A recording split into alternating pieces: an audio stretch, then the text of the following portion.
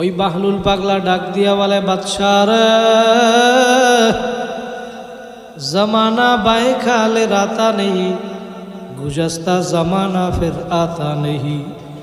বাদশা, তোমারে আমি গড় দিব, কিন্তু একটা শর্ত, গতকালকে যেই দিনটা চইলা গেছিল, ওই দিনটা যদি আজকে আমারে আইনা দিতে পারো,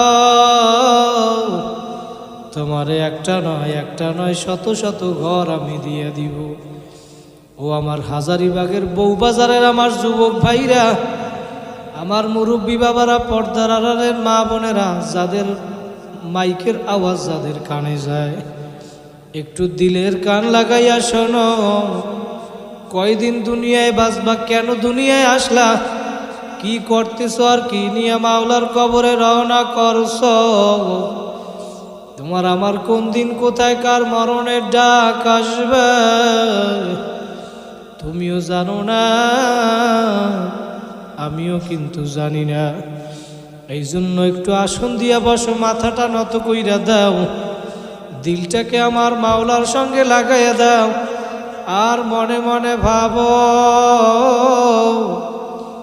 এই ঢাকা শহর থেকে দৈনিক শত শত লাশ গ্রামের বাড়ি নিয়ে যায়, একবার যে চলিয়া যায় আর কোনো দিন আসবে না।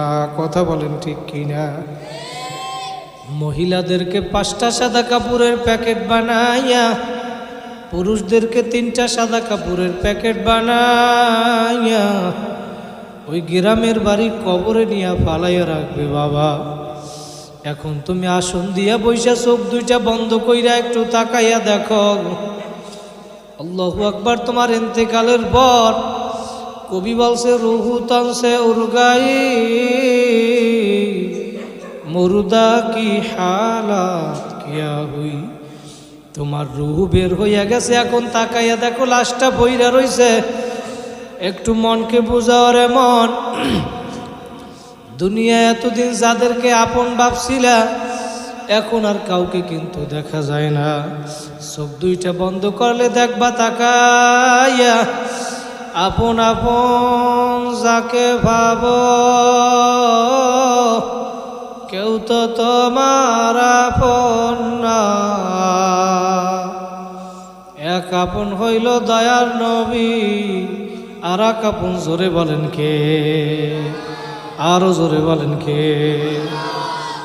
আমার মাওলায় ডাক দিয়া বলে, বান্দা বান্দিরা,